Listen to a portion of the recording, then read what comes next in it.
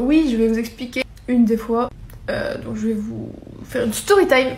C'est quand je commence à pratiquer, enfin j'étais déjà en train de pratiquer depuis pas mal de temps. Et au bout d'un moment je m'étais dit ouais, la protection, je suis protégée, j'ai pas à m'en faire, etc. Et un jour j'ai voulu m'intéresser à tout ce qui était magie des miroirs. Et j'ai ouvert une porte.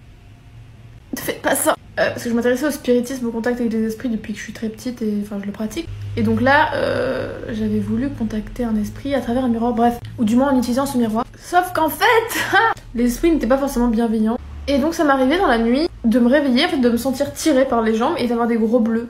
Donc ça a été un moment assez compliqué parce que du coup, à partir du moment où il y a quelque chose de physique qui se passe, et là en l'occurrence des bleus, c'est grave. Donc je me disais peut-être que je me cogne la nuit et tout. Sauf qu'en fait, c'était des endroits où je pouvais pas me cogner. Genre, vous savez, le mollet, là où c'est mou, j'avais des marques comme une main qui me tenait, en fait, et qui m'attrapait par les jambes. Bref. Donc ça, c'est une des choses dangereuses qui est arrivée par rapport à ça. Mais il y en a eu d'autres. Voilà. Alors oui, il s'est passé plusieurs trucs paranormaux dans ma vie, puisque je travaille avec ça, je fais du spiritisme, etc.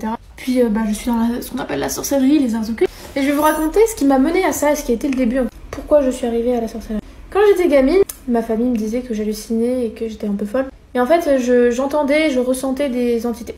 C'est arrivé plusieurs fois. Et au bout d'un moment, il y avait des hasards qui n'étaient plus des hasards. Donc même mes proches ont commencé à se dire que c'était très bizarre. Je vais vous donner quelques exemples. Dans ma famille, il y avait une vieille maison. Et j'étais avec ma famille, on m'a dit d'aller faire la sieste dans une chambre. Et dans cette chambre, j'ai dit qu'il y avait un monsieur qui me regardait et j'avais extrêmement peur. Et je me sentais vraiment très très mal à l'aise. J'ai fait une crise de nerfs, je suis partie en pleurant, etc. À l'époque, j'étais pas au courant, j'avais 8 ans, mais j'ai su plusieurs années plus tard que c'est là où mon arrière-grand-père est décédé et où son corps a reposé pendant plusieurs jours. Ensuite, on m'a dit c'est peut-être un hasard.